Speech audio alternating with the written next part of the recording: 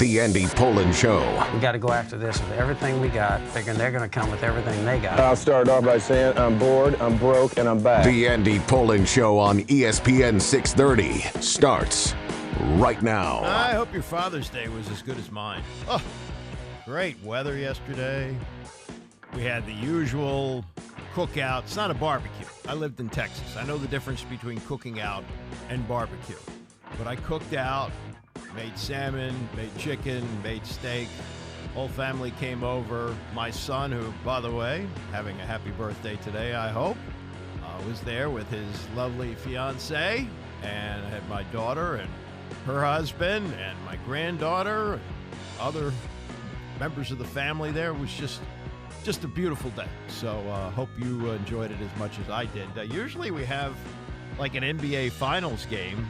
Used to be that it would be in the afternoon, too. So you had your choice of U.S. Open or basketball, and sometimes there'd be a discussion what should be on, which game or event should be on your TV. Well, there's no choice yesterday. I don't quite know how this worked out either, that on a Sunday night, we didn't either have a Stanley Cup Finals game or an NBA Finals game. Now, I thought going into the weekend that we were going to be through with both sports by now. I thought they were going to be sweeps. And it's not just that they weren't sweeps. It's the way the series were extended. Now, I know it doesn't work this way, but there will be people who say, oh, well, these teams, they wanted to wrap it up at home. No, they want to get it over as quickly as possible. You don't want to give another team hope. And not only did they give the opponent hope, now it's happened a couple of times in hockey, maybe 3 times that a team has come back from 3-0. It's never happened in the NBA, but until the Red Sox pulled it off against the Yankees in, 2004, 20 years ago, it had never happened there before. So it's due to happen in the NBA. And while you will hear people say, oh, no, that was just a slip up by the Celtics on Friday night. They'll take care of business tonight. Man, when you lose like that, at some point, and I even think Jason Kidd said this after the game, that the Celtics just let go of the rope. But when you lose 122-84, I guess they gave up early, and they know that they've got 3 more chances to close it out, and 2 of those will be at home. But, man, that was stunning as to what a blowout that was. And then in hockey, that's about as lopsided as you could get, especially at a game at this level, Stanley Cup Finals. An 8-1 as they were able to stay alive. That's, okay, Florida's a good team. You would think they'd be put up more of an effort than that, and I know they're playing at Edmonton, but wow, that was really stunning. So yes, Florida can wrap things up tomorrow. They look like clearly the better team through the first 3 games, but now you have given Edmonton some hope off of a blowout. So the question is, can you see? I don't see it happening with Dallas. I don't know enough about hockey to really give you an educated opinion here, but I really, based on what we saw in the first 3 games, I can't imagine that Edmonton is going to reel off 4 straight wins. But, at some point, you do have teams come back from 3-0. Now, we nearly had this last year, as Boston was down 3-0 to Miami, and they came back to extend it to a Game 7, and it looked like it was going to happen because it was being played in Boston, and they spit the bit in Boston and didn't win, and Miami went on to the finals. So here we are, and it's going to be an interesting week. It could all be over by tomorrow night. The Celtics could take care of business tonight. Florida could take care of business tomorrow. But as things go and as they move along, as the Red Sox said when they were down 3-0, I think it was Kevin Millar was caught on tape saying before Game 4, don't let us win one. Don't let us win one, because if we win 1, we can win 2, and then we can win 3, and then you got yourselves a Game 7. So, stand by. We'll see how that goes. The event that took place yesterday was, it was stunning to see the chip shot that Bryson DeChambeau hit to set up the winning putt. But what was excruciating was watching Rory McIlroy just collapse down the stretch. That was agonizing. And we'd like to hear how he felt about his collapse, but he just bolted right out of there. After DeChambeau hit the putt, he bolted out, jumped into his Lexus courtesy car, didn't speak to anybody, and I guess headed off to the airport. He bogeyed 3 of the 4 final holes. He had a 2-shot lead, 8 under, following 14. Bogeyed the par 3 15th, which he done Saturday, drops to 7 under. Then the 2-foot par putt on the 16th hole. You give some kid who's learning to play golf 10 times to hit a 2-foot putt, he's probably going to hit it 8 times. This is one of the best in the world. Missed it. It rolled out around the cup, whatever they call that. And then he missed a 4-foot par putt on the 72nd that didn't even come close to hitting the cup. Didn't even hit the rim. And that meant that opened the door for DeChambeau, who still had tough spot to be in. He had to chip out of the bunker and then make what was, I guess, about a 6-footer to win. And you just look at Rory McIlroy and you go, how is this possible? I mean, I remember when he was here, it was 2011, so it was 13 years ago.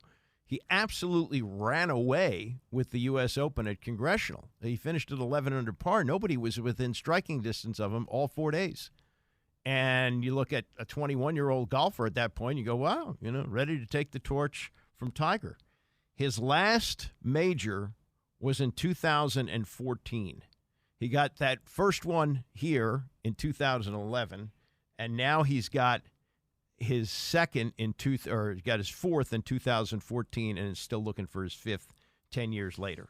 And during that span, since he won the PGA in 2014, McIlroy has played in 37 majors. 21 times he's finished in the top 10, including 11 times in the top 5.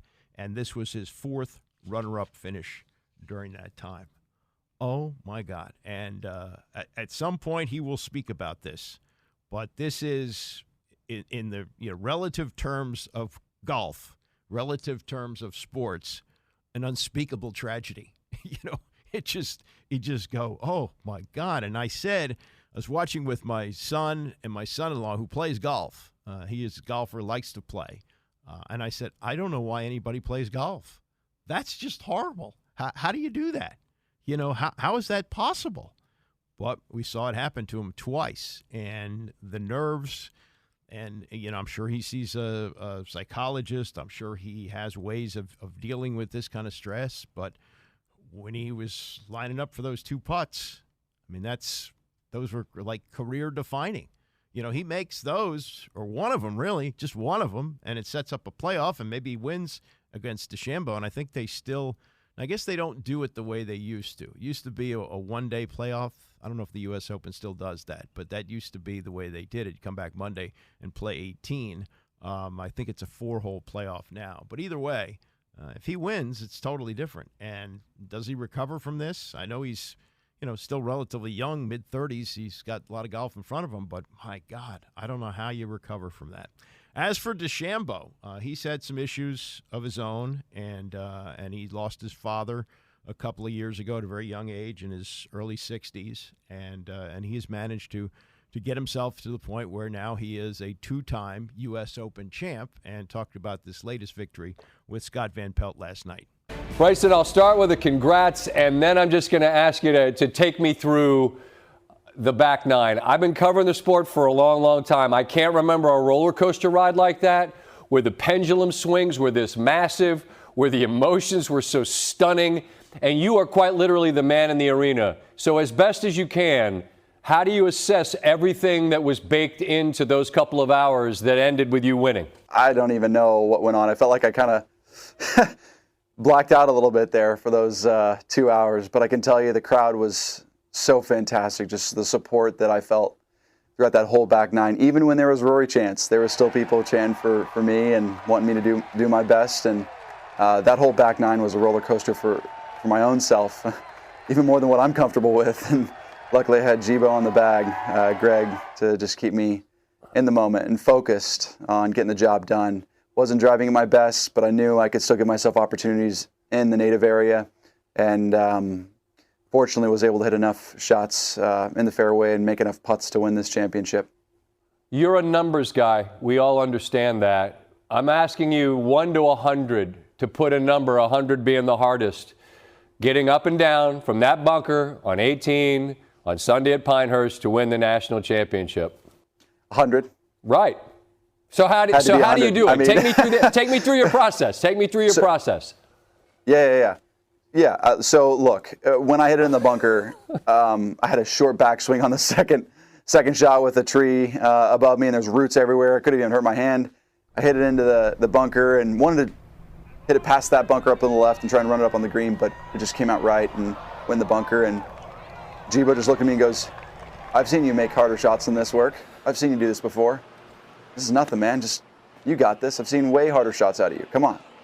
And he just put that positive mindset and positive energy behind me, allowed me to take that 55-degree out, 55 yards, walked it off. I knew where I needed to land at 30 yards, and I've done so many explosion shots like that in my practice. And luckily enough, I hit it out, came out perfect, and rolled up there nicely to have just a nice 4.5-footer for par. And was lucky enough to knock that one in to win the U.S. Open. Yes, you were. Well, no, I wouldn't say lucky, but yes, you did make it. And you alluded to the support, Bryson. You are a numbers guy, but it seemed so evident to me watching that you were allowing the emotion to be fuel, because these people were pulling for you, man. If this is an accurate read, how much was that support kind of the wind in your sails this week? I could tell you it was everything.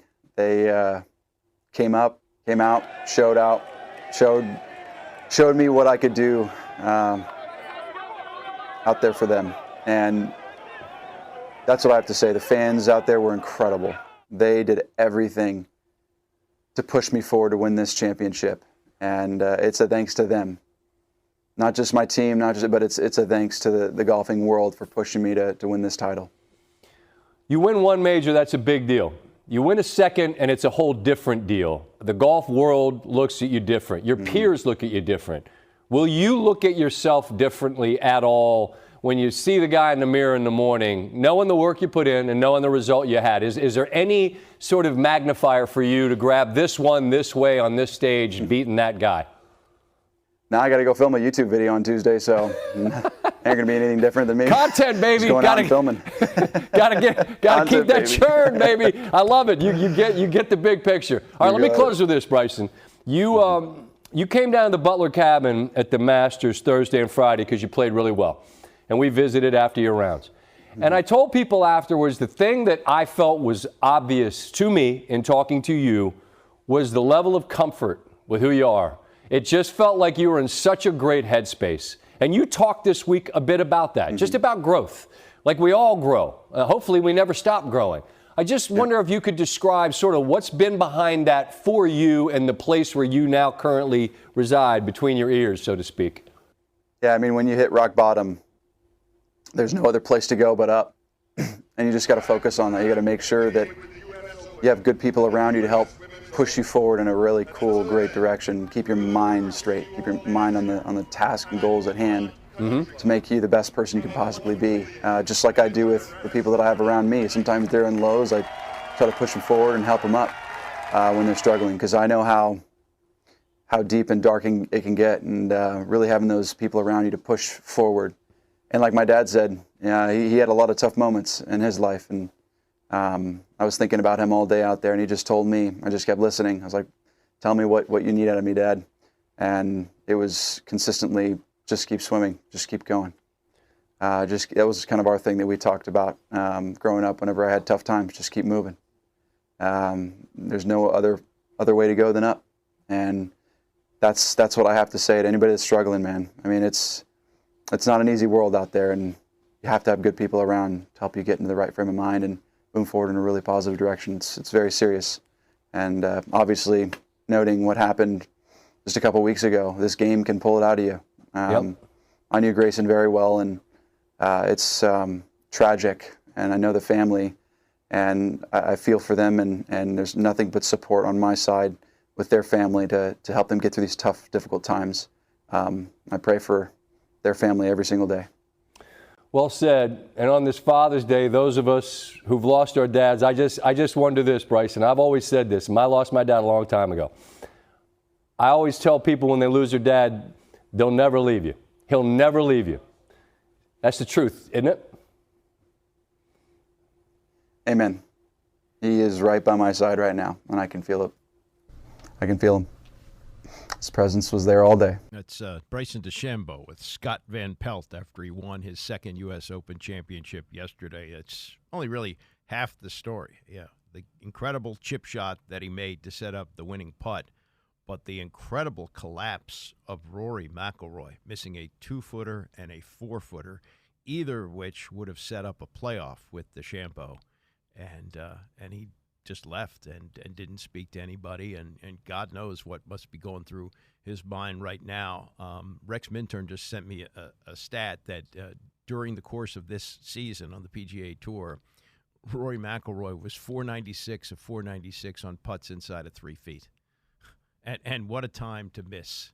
And that's golf because, yeah, there's great skill in it, and what we saw DeChambeau do chipping out to set up the putt, that's incredible skill, but it's also about nerves and what should be like a gimme putt, a 2-foot putt. He missed. I saw this actually happen years ago. They would have the Kemper Open every year at Avenel, and I think this was 1997 if I'm not mistaken, when they played the U.S. Open at Congressional. And the week before, they had the Kemper Open, which was across the street. So you have Avenel on one side, and then you have Congressional on the other. And so golfers came in a week early to kind of warm up for that and play the event. So the field was pretty good. And Mark Wiebe had a chance to set up a playoff with like a 2-foot putt. And we were broadcasting this live. We used to love those days. We're out on the veranda overlooking the 18th at Avenel, and we do our shows from there. And I thought, well, it's like a 1-foot putt, whatever it was. Maybe it was 2 feet. And I said, let's go to commercial because we're going to come back and set up the playoff. He missed. It's unbelievable. Just incredible. And I took some golf lessons. I tried it. Didn't like it. It's not for me. I don't have enough patience to do it. I didn't enjoy it. I'd like to ride my bike more. But, God, I admire people who do it, and I enjoy watching it. But it's got to be the most excruciating thing. And don't talk about the money. Yes, Rory McIlroy won $2.3 million yesterday. They're long past the point of money meaning anything. He wanted to win, and that was a career-defining day for him yesterday. Phil Mickelson, he had some that he blew over the years. There have been others who've had tough times, but man, 2 putts that he's got to live with for the rest of his life. Either one could have possibly propelled him to win a major championship, which he has not won since 2014. 10 freaking years. Charles Barkley says, I'm out after next season. Is he going to stick with that? Yeah, I have some thoughts on that as we continue. It's the Andy Pollin Show, ESPN 630. The Andy Pollin Show on ESPN 630, the sports capital. We got a Tony show coming up at 11 o'clock today, and I know he knows Charles Barkley pretty well. Wilbon, very good friends with Barkley, and I would not be surprised to hear his thoughts on it. But I saw this. I didn't stay up to see this on Friday night, but Charles Barkley working for NBA TV. I guess it's part of the contract that he has with Turner. They don't have the finals, but they do a post-game show, and they had Shaq and Kenny Smith last week or the week before, and Barkley was part of the group on Friday night and said, that was it for him for basketball for the year. Next time you heard from him would be at Lake Tahoe when they have this celebrity tournament. I guess it's either next month or the month after that. And that's that. He's shutting the door on this. But if you've been following what's been going on with these contract negotiations, it seems to be a foregone conclusion that Peacock is going to get the rights that Turner has had to the NBA, and they have bid something like $2.5 billion when Turner, which had the right of first refusal, only bid $1.5 billion. And why it's gone on as long as it has, I don't know. My speculation is that the NBA really likes this pre- and post-game show inside the NBA with Kenny and Shaq and Barkley and Ernie Johnson. And they're all in the Basketball Hall of Fame. I don't think there's a pregame show in any other sport that has that, but they are that good. And I think the leverage, part of the leverage that Turner has had to keep it, is the NBA wants to keep that going. It's good for the league. And if Barkley wants to help out his employer, his current employer, which he says he loves, he's been with them for 24 years, and he loves the people there, I don't think you do what you did on Friday night. I think this decreases the leverage, because now, as they're talking to the NBA's got to say to Turner, well, one of the great advantages of working with you guys is you put together a Grand Slam pre- and post-game show and inside the NBA. And, yeah, Kenny and Shaq maybe are going to stay, and Ernie's already said he's going to stay. But it ain't the same. Barkley is the straw that stirs the drink there. He is, right now, the most popular analyst in sports. He's as big now as John Madden ever was, it seems to me. And Madden did the NFL, which is exponentially bigger than the other sports. So I don't think Barkley did anybody any favors by doing this as they wrap things up on the NBA TV broadcast on Friday night. I hope we stay with TNT, but I want to tell y'all personally, because I'm done doing interviews. This is going to be my last time on television until Lake Tahoe, and I'm not doing any interviews. I'm not going to talk about this crap anymore because I'm tired of it. But I want to. Next year is going to be a great year, no matter what happens. And thank you, NBA people and TNT and NBA TV and everybody. I want to say this because you guys are my family. I really love TNT, all the people who work here, NBA television. You guys have been great to me for 24 years. And I just want to say thank you to my entire NBA family. I love you guys. There's been a lot of noise around our network the last few months. And I just want to say, I've talked to all the other networks, but I ain't going nowhere other than TNT. But I have made the decision myself, no matter what happens, next year is going to be my last year on television. And I just want to say thank you to my NBA family. You guys have been great to me. My heart is full with joy and gratitude. But I'm going to pass the baton at the end of next year. I hope the NBA stays with TNT. But for me personally, I wanted you guys to hear from me because I'm not doing any more interviews. Don't y'all be calling me. Nobody calling me. I'm not talking about this again, but I want to tell my NBA and NBA TV and TNT family that I'm not going to another network, but I'm going to pass the baton to either Jamal Crawford or Vince Carter or you, Steve. But next year, I'm going to just retire after 25 years, and I just want to say thank you, and I wanted y'all to hear from me first. That was good, Chuck. Wow. We got a whole year to celebrate you. Oh, I can't wait. Next year's going to be the best year ever on TNT. And like I said, I don't know what's going to happen. I hope we stay with TNT, but I want to tell y'all personally, because I'm done doing interviews. This is going to be my last time on television until Lake Tahoe, and I'm not doing any interviews. I'm not going to talk about this crap anymore because I'm tired of it. But I want to. Next year is going to be a great year, no matter what happens. And thank you, NBA people and TNT and NBA TV and everybody. It's Charles Barkley on Friday night. Some might say that that's a leverage play. Yeah, say you're going to retire, so they keep throwing more money at you. Not necessarily TNT, and again, I don't think they're going to keep the rights past next season. So if you say to your future potential employers, I'm going to retire, then they come begging and knocking at your door and offering you more and more money. Remember, this is the Charles Barkley who was negotiating with the Live Tour, and he knew, and especially at that time, things have softened really since then because this goes back over a year. But at the time, it was like, oh man, you go to the Live Tour, you're a pariah now. You're not going to be accepted by people. And he was like, that's okay if they triple my salary. And he sort of wink, wink confirmed that he was making $10 million a year. So if he's going to make $30 million a year, which is more than he made playing basketball, he was going to do that. And he didn't care because that's the way Charles is. He doesn't care what you think. That's part of his success. So you could look at it that way. I don't. Here's the way I see this. He's 60 years old. He's a grandfather now. He's got plenty of money. He can do whatever he wants to do. He doesn't have to work another day in his life. But you got to do something when you're retired. You can't play golf every day. You can play golf, and people do, but he's going to find the NBA season is going to start, and he's going to have a hole in his life. And look at the job itself. Yeah, they work during the NCAA tournament. Those 3 weeks, they're on TV a lot. So you go the Thursday through Sunday run for 2 weekends, right? And then the Final Four, whatever you do. So that's Saturday and Monday night. So that's a 3-day weekend. But other than that, the rest of the year, what is he doing, 1 or 2 nights a week with TNT?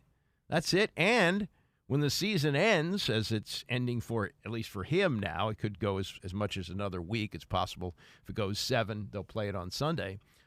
He's got off. He's got off the rest of June. He's got all of July, August, September, October. He's got like 4.5 months. 4.5 months where he doesn't have to do anything. And he's still being paid whatever it is. It's because he negotiated off some other things that he had. So he's probably making $20 million a year for that. I mean, it's just inconceivable. And again, it's not the money. It's just inconceivable that somebody who loves to be in the public eye as much as he does and seems to love being around people isn't going to want to be, he'll want to play some golf. He can still do that. He can play golf with the job he has. If he wants to fly into Atlanta the day before, play golf in the morning and do the show at night, he can do that. Probably does that all the time. But I just, as someone who's about his age, I'm a few years older than Barkley. I think I'm 3 or 4 years older than he is. And I have also a different stratosphere. I understand that. I don't have multiple homes across the country and, fly in private jets and all that. But I'm set. I'm okay. And I work because I like it. And I have to do something. You just can't see. And now this time of year, it's easy to think that way because he's coming off his working season. And, he's gotten a little tired as the year has gone by and he sees vacation time approaching. This is the time when people talk about retiring. But just go through the off season. Let's see what happens. And then he sees whatever happens, not this year because he's going to work another year. He's saying on the set that he might hand off to Steve Smith. Turner's not going to hire Steve Smith to replace him. Then you have to totally redo the show because it's not the same. Steve Smith may be good at what he does, but he ain't Barkley. Barkley is a different deal. And look at, I'll give you another example of this. Monday Night Football, when it was at its best, it had Howard Cosell and Dandy Don Meredith. And they were a form of what you see from Shaq and Barkley, the back and forth between the two of them. But the contrast was a little bit different. Meredith, after like 3 or 4 years, decided that he didn't want to do that anymore. And he went off to make movies. He was working for NBC. I think he did games with them. He eventually came back, but then left again. And it was never the same. The Monday Night Football has been good at times over the years. The games are good. The people who broadcast the games are good. But the chemistry between Cosell and Meredith was as good as it ever got in any broadcast booth ever. And when they weren't working together, it was just a good telecast. Not the same. And that's what would happen with Turner if they lost Barkley. So I think over time he's going to reconsider this. It sounds good to him right now. Oh, boy, I don't have to worry about this anymore. And nobody's going to tell me where I have to show up, what plane I have to catch, what studio I have to be in. I'm a free man. Yeah, that's good for a little while, but then let's see what happens. I mentioned this a couple weeks ago that this high-end gym, they have them here as well. I think they're a nationwide chain called Equinox, and they have a $40,000 a year EQX Optimize program with lab testing, platform function health. Some of us pay. Let's say we pay. In my case, I think my dues are like $32, $33 a month or something like that. Okay, your gym may be more expensive than that, but even the high-end gyms here are like $100 a month. This now is a new level. Story in the New York Post today about Continuum, which is a $10,000 a month wellness social club in Greenwich Village. $120,000 a year for essentially a gym. It's a top-of-the-line gym powered by proprietary artificial intelligence, And they're only letting 250 people in, which is also part of their success. I mean, you don't want to be standing in line to use a machine. Understand that. But according to their CEO, Jeff Halvey, we're doing the homework for everybody, not just in developing the program, but in curtailing the actual experts that are going to work with them. And here's how it works. You pay a $10,000 initiation fee.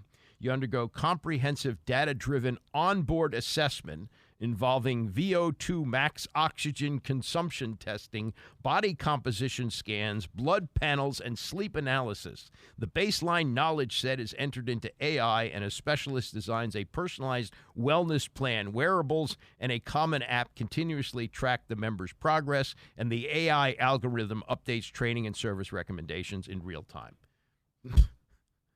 Okay. You know, this sounds like the what was it, Rocky IV when he fought Drago, and they showed Drago in the advanced training program that he had, and there was Sylvester Stallone out in the woods chopping wood and running through the snow.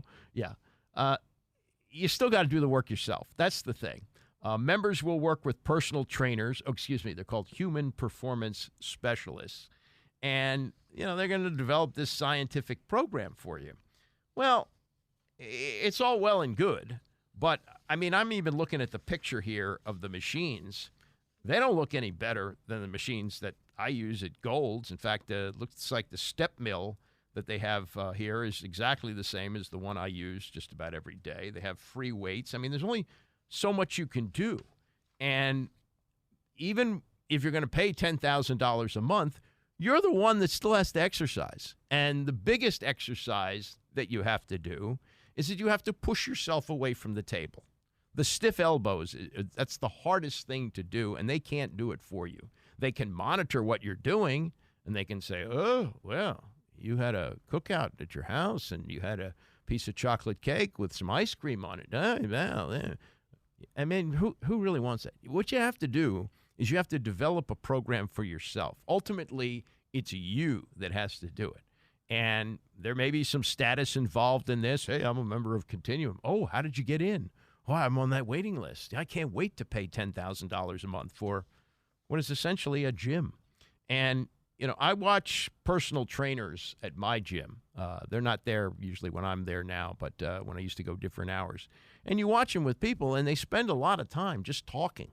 A lot of people who go to gyms and hire trainers, they're just, you know, looking for somebody to give them approval that they're there and basically keep them company. And in most cases, I don't see anybody, you know, really strenuously doing anything with the trainers. They give them, you know, they do 10 reps of this. And it's a good idea to consult the trainer before you work out. Don't get me wrong, because you got to find out the proper way to exercise so you don't get yourself hurt.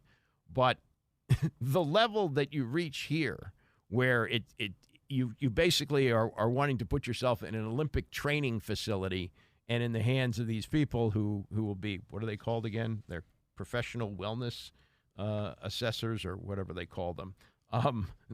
That is, you know, that body composition, please, comprehensive data-driven onboarding assessment. Oh, my God. Anyway. I'm sure it works for people, and I'm sure that the people who pay their $10,000 a month and are in the club that's limited to 250 people are very happy with that. I don't care how much money I had. Not for me. Not for me. Coming up, more thoughts on Game 5 of the NBA Finals tonight, what Luka says about the chances for the Mavericks now that they've won one, and some bad blood may be fueling the WNBA. We'll get to that and more as we continue. It's the Andy Pollard Show, ESPN 630. 30 years ago today, a day worthy of an ESPN 30 for 30. What happened on this day 30 years ago, absolutely incredible. Best remembered for the O.J. chase, but that wasn't all that was going on this day. And the way that was melded into the NBA Finals Game 5. And by the way, we have an NBA Finals Game 5 tonight as well. But that one was one for the ages. Nobody remembers anything about what happened on the court between the Knicks and the Houston Rockets, but everybody remembers fans leaving the stands to watch the O.J. chase on the concourse at Madison Square Garden. And we'll get to more thoughts on that coming up. Also, big hot dog controversy as, 2 weeks away from the 4th of July, and no Joey Chestnut in the hot dog eating contest at Nathan's. Darren Ravel, who has covered sports business for a long time and has now become one of the top memorabilia experts in the country. He was on the Dan Patrick Show last week discussing what's going on there and whether or not they can possibly get this resolved in time for July 4th. How will we have July 4th without watching Joey Chestnut shovel 70 hot dogs into his face? I mean, it's inconceivable that could happen. And we'll get to all of that. Tony's got a show coming up at 11 o'clock today, and we got controversy in the WNBA, and I don't think either one is acting, but the way this is playing out is just tremendous for the league, and I'll have some thoughts on that coming up in about 20 minutes. Meantime, we move into Game 5 tonight in the finals, which I did not expect to happen, and I did not expect, even if Dallas was going to find a way to win on Friday night, that they would win like this, 122-84.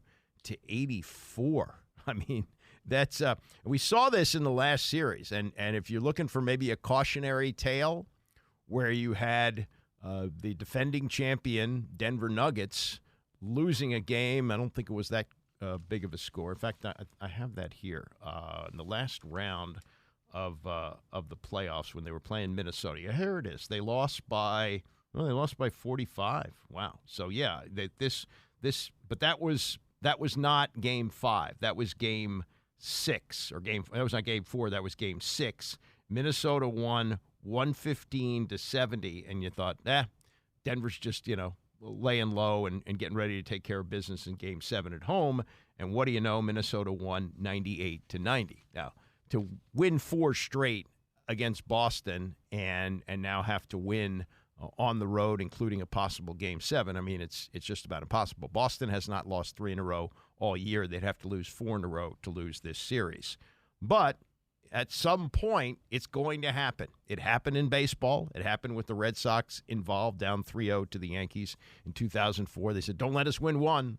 They won, and they went on to win the series. It's happened in hockey several times. It almost happened in the NBA last year as Miami blew a 3-0 lead and went to Boston for Game 7, and the Celtics lost. So it's happened before. Close to happening before, I should say. It's not close to happening now since it's only one. But as Luka Doncic said to reporters yesterday, the Mavericks at least showed that they're capable of winning 1 and maybe 3 more. The most important thing is to show that we believe. I think we showed in Game 4. If we wouldn't believe, we probably wouldn't won that game. So I think. Obviously, the talk is easy to talk about it, but then showing it is another thing. So I think we showed it. Yeah, well, they showed it for one night, but they got to show it for 3 more. And Kendrick Perkins says that ain't happening, and it isn't even happening tonight, as he told Linda Cohn Friday. Does Friday's performance give you any more confidence that they can bring things back to Dallas for Game 6? Absolutely not. Look, it's going to be rocking in TD Garden on Monday, and they don't stand a chance. Look, Linda, real talk, I got a better chance of having breakfast in the morning with Oprah and Beyonce than they do in winning Game 6. It's not going to happen. Look, here's the thing, right? Jason Tatum, Jaylen Brown, they came out tonight, they played outside of their team ball, right? Like they were sharing the ball in the first part of this series, and tonight they came out like they had their own individual missions. You cannot do that. And I thought they set a bad tone for the team, and it was a ripple effect. They're going to come out with better energy. Drew Holiday is going to be better. Derek White is going to be better. I don't know if we'll see Kristaps Porzingis, but we know role players play better at home. We should see some nice quality minutes from Hauser and Peyton Pritchard. Boston is going to win that game easily, and they're going to hang banner number 18 in Game 5. That'll be a clip and save as the series goes on. If it goes on further than tonight, you'll be hearing more of that. I tend to side with Perkins on this. I think they'll probably close it out tonight, but you just don't know. And the X factor could be Kristaps Porzingis. Now, it's smart for Boston to keep saying, well, maybe. But indications are he's not going to play anymore in this series. Now, some said they saw him smiling out at practice. He did not talk to reporters over the weekend. They practiced, I guess, Saturday, maybe practiced again yesterday. But I just don't think he's going to play. I think you want to keep that doubt in the mind of the Mavericks whether you're going to see him again. I mean, if he comes back and miraculously he's as healthy as he was in Game 1, yeah, it's over. It's definitely over because, Boston managed to win one without him, and then whatever happened on Friday, they just didn't compete.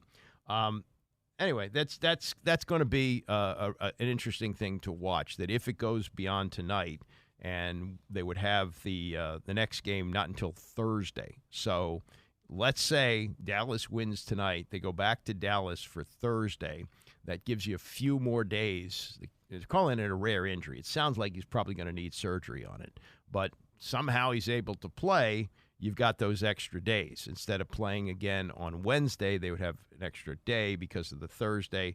And then if it goes to 7, then that's Sunday, and then it's all hands on deck. But at that point, panic is probably setting in to Boston. Jason Tatum, the two stars, Tatum and Brown, 2 stars for Boston. They're going to have to, as the old cliche says, step up.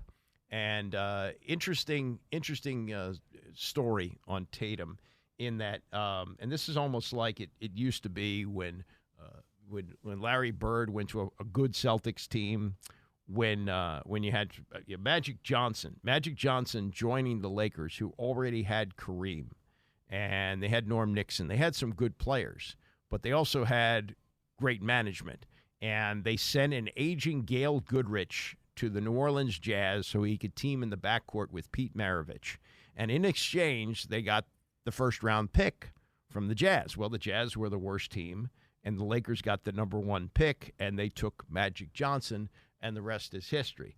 It's not exactly like that with Jaylen Brown, but Jaylen Brown was the Jason Tatum was the number 3 pick of the draft in 2016, and he goes to a team that's competing. Now they haven't been able to get over the hump, and maybe this is the year they do it. But instead of going to a team as the number 3 pick, that's kind of like the Wizards. He winds up with the Celtics and talked about it yesterday. Normally when you're a top 5 draft pick, you go to a lottery team that is rebuilding. I was in a unique situation from the rest of the guys in my draft class that the Celtics were the number 1 seed in the East before. We were competing for a championship ever since I've gotten here. And it brings me back to my earlier years. I would talk to guys in my draft class, and they were losing 15 games in a row. And me, I'm fighting for the 1 seed, and I'm on a veteran team that's trying to win. You learn early on that when you come into the NBA, you just think every organization and every franchise is the same, and that couldn't be any further from the truth. And I've been fortunate to be a part of something that is special, that has had some of the greatest players ever played wear this uniform. And you realize early on that it's an honor, and it raises your level of commitment, I felt like, to this city and to this franchise. You forget how young Jason Tatum is because he's been in the league 8 years. He's still only 27 years old. So his recollections of the Celtics winning, when they win like 16, 17 years ago, whatever it was, he was a kid. He was 10 years old. He probably doesn't have an understanding. When he walks into the Garden and he looks up and he sees all the banners, that's one thing, but doesn't really have an understanding of that. And now he can, if they can get over the hump, if they can win one of the next 3 games, then he joins that Celtic royalty, those guys who have won championship, the Bird, Parrish, and McHale trinity, the days of Havlicek and Don Nelson and the great teams that they had, the Bill Russell teams, all those things. Dave Cowens, those are the players that he can stand with. But he's got to be able to close it out. And it's not just the pressure of playing in the finals, but as he talked about yesterday, the pressure of playing for the Celtics trying to close it out? I don't look at it as pressure. I do notice, especially this time of the season, playoff time, and obviously being in the finals for the second time. When you drive around and go to the gas station, or I went to go get some ice cream yesterday, it's Celtics gear everywhere, and everybody's super excited about this team and what we've accomplished and what we have the chance to accomplish. And you really just feel the love and support from everybody in the city of Boston, and how bad they want us to win, how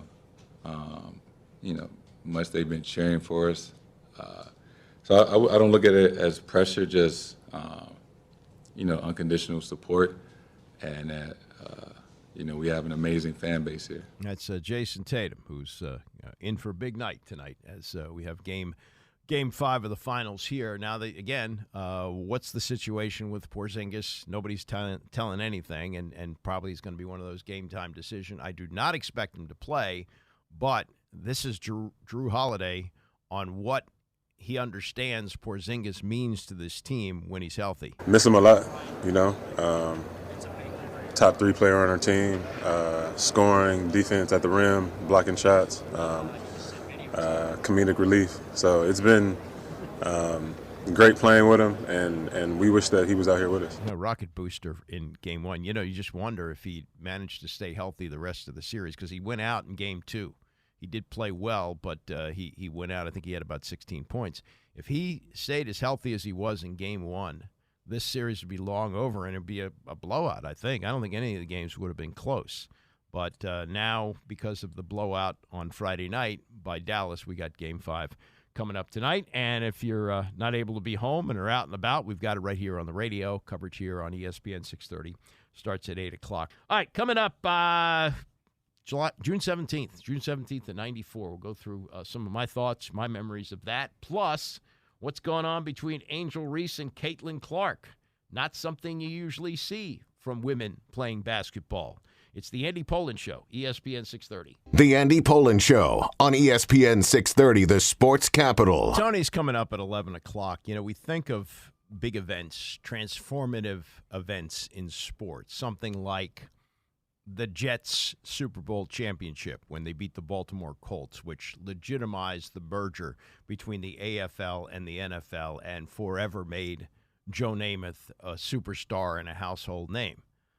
It took place January 14th of 1969. Most people don't remember that date. When the Redskins won their first Super Bowl, which would have been in 1983, I believe it was January 31st. I don't think most people remember the exact day. They remember the month that it took place. The Mets, when they beat the Baltimore Orioles to win the World Series in 1969, that was big. And, wherever you're from, there's big events that you remember, but you don't remember them necessarily by date. Well, June 17th is a day so big that they made a 30 for 30 on it on ESPN. There's one event which overshadows everything, and that's the O.J. chase. And it really wasn't a sports event. It was a news event. It involved a significant sports name, someone who had established himself as one of the biggest names of his era, winning the Heisman Trophy. He played for bad Buffalo Bills teams. I think he played in one playoff game his whole career. But because he made the transition to making commercials and making movies, there was no bigger superstar in sports, household name, than O.J. Simpson. And the fact that he was a fugitive in one of the most bizarre chases that was going on for hours and hours while the NBA Finals were playing out, that's what people remember, those two events, and forever linked with what was happening. But we also had that day, Arnold Palmer was playing in the U.S. Open for the last time. On its own, that's an enormous story in sports, because it was Arnold Palmer who really made the game popular. When they were doing telecasts, people looked at Arnie smoking his cigarettes and tugging on his pants and getting himself out of trouble, and the great rivalry that he had with Jack Nicklaus and others. He was probably golf's first big superstar, first real household superstar. Also, and he made commercials with O.J. too. They worked together doing Hertz commercials.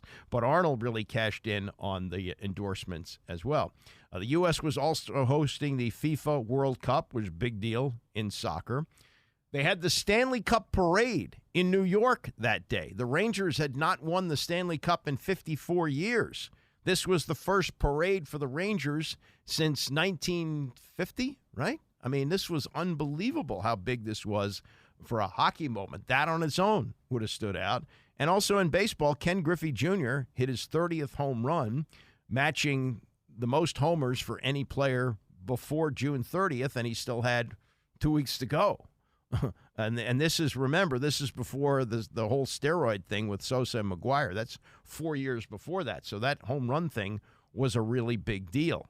And Griffey hit number 30 on this day. But what happened in those hours when we first, remember, it was probably like 5 o'clock in the evening, and it was on the news, and it was covered by all the networks and all the locals that they went to the police headquarters in Los Angeles, and it was said that O.J. Simpson was a fugitive from justice. You went, whoa, really?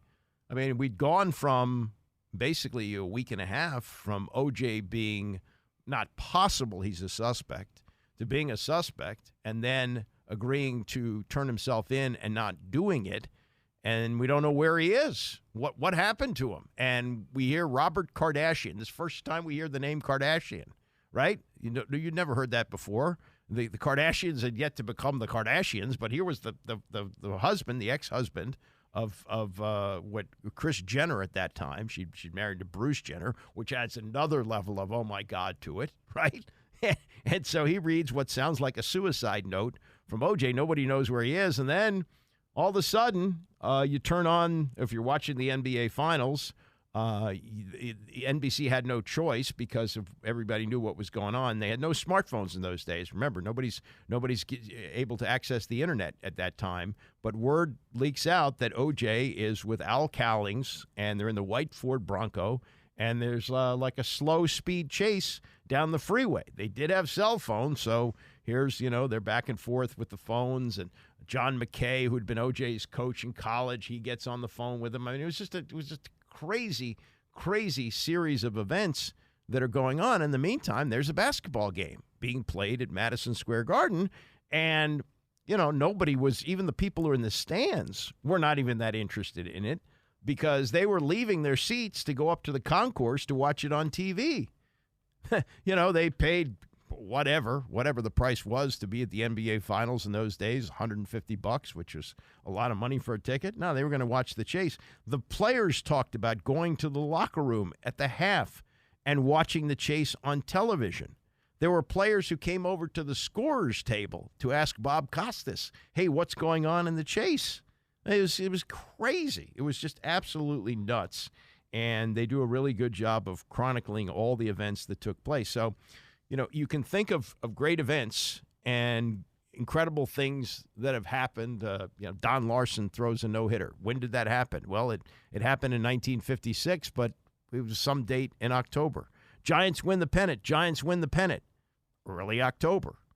We don't know what date it was. Bill Mazeroski hits the seventh the Game 7 home run to give the Pirates a win over the Yankees in the World Series, October of 1960. You just don't remember the exact date. But you say June 17th, 1994, everybody knows what you're talking about. You don't even have to say O.J. You don't have to say what was going on in the NBA Finals. And here we are 30 years later. We have an NBA Finals. That was also Game 5. We have a Game 5 tonight. That was a Friday night. This is now a Monday night, and wow, you think of all the people that got involved. And I remember, being just riveted to the television set because I did think that O.J. was going to kill himself. And then they pulled up to the house, and you saw him get out, and, and then what we had over the next few years of this as it just totally enveloped the country. But it was 30 years ago today that all those things happened at once. O.J. Chase, Arnold Palmer's last U.S. Open, U.S. hosting FIFA, Game 5 of the NBA Finals, Stanley Cup Parade, and Ken Griffey Jr., last but not least, hitting his 30th home run, which on its own is like, whoa, look at this. 30 home runs in the middle of June, and I think he got hurt that year. He probably, if he didn't get hurt that season, he probably would have hit a clean 62, right? I mean, then we would have had McGuire and Sosa chasing 62 instead of 61. And as it turned out, McGuire got 70. Sosa, I think, got 66. And then things, kind of spun out of control after that. As for what's happening in the WNBA, we have the perfect scenario here. And it's not exactly Bird and Magic, but there are some real similarities. And Caitlin Clark taking Iowa to the national championship game in back-to-back years. Okay, Iowa is considered a more significant, athletic school than Indiana State. But the reason that Iowa got there back-to-back years was because of Caitlin Clark. LSU, a more established program, and you also had Angel Reese, who left Maryland to go there. She left Maryland to go to a team that she knew could help to put her more over the top. They had Kim Mulkey, who was the coach, and she had won championships before at Baylor. So there was more of an experience factor there. It was somewhat similar to Michigan State, and not that Iowa was a small school, but in terms of their women's college basketball relevance, they weren't anywhere near what LSU was with Kim Mulkey. And so they have their great battle, which draws incredibly 9 million people to watch it, and they play in the finals in 2023. And then they're both in the Final Four this year, and Caitlin Clark loses again in the final, but she got them there. And she is, and rightly so, the toast of the league. Well, Angel Reese has been playing the villain here. And it wasn't like Larry Bird was the good guy and Magic Johnson was the bad guy. In fact, it was almost in reverse because Magic was such an open person and had that megawatt smile, and he was the champion. And Bird, kind of had a dour way about him.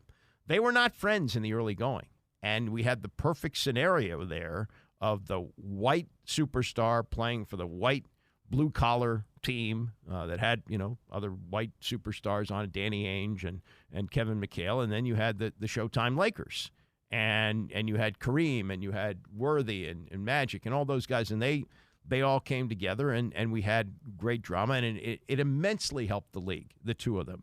And what we have now is seemingly bad blood, and yesterday we had Chicago, Angel Reese's team, Chicago Sky, playing the Indiana Fever at Indiana.